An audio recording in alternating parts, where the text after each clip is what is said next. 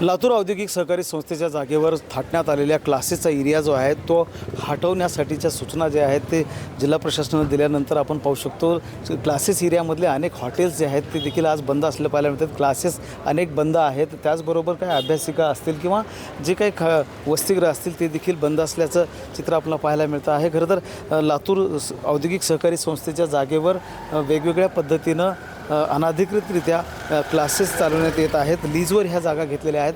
मुळामध्ये या जागा ज्या आहेत त्या उत्पादनासाठी म्हणजे कारखाने आणि फॅक्टरी सुरू करण्यासाठी औद्योगिक सहकारी संस्थेला सरकारनं दिलेले होते। मात्र त्या ठिकाणी पूर्णपणे उद्योगधंदे जे आहेत ते नामशेष होऊन त्या ठिकाणी क्लासेसचा भला मोठा एरिया जो आहे तो निर्माण झालेला आहे। आणि आत्ता नीट पेपरफुटी प्रकरणानंतर या एरियामध्ये थाटण्यात आलेल्या अनधिकृत बांधकामांवर जिल्हा प्रशासनाचं लक्ष गेलेलं आहे। आणि आता ही जी बांधकामं आहेत किंवा जी काही क्लासेसचे व्यवसाय आहेत किंवा क्लासेसशी निगडीत जे वेगवेगळे व्यवसाय आहेत, वसतिगृह असतील, खानावळी असतील, अभ्यासिका असतील, ते या एरियामधून हटवण्याचे आदेश जे आहेत ते लातूरच्या जिल्हा उद्योग केंद्राने दिलेले आहेत। आणि त्यानंतर आपण पाहू शकतो काही व्यवसाय जे ते बंद आहेत, कारण संभ्रम निर्माण झालेला आहे। हॉटेल चालक असतील किंवा गाळेधारक असतील, त्या गाळेधारकांनी हॉटेल चालकांमध्ये किंवा क्लासेस चालकांमध्ये काही संभ्रम निर्माण झालेला आहे।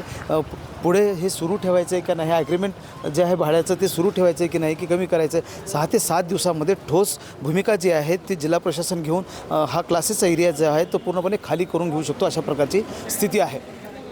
महेंद्र जोंधळे, TV9 मराठी, लातूर।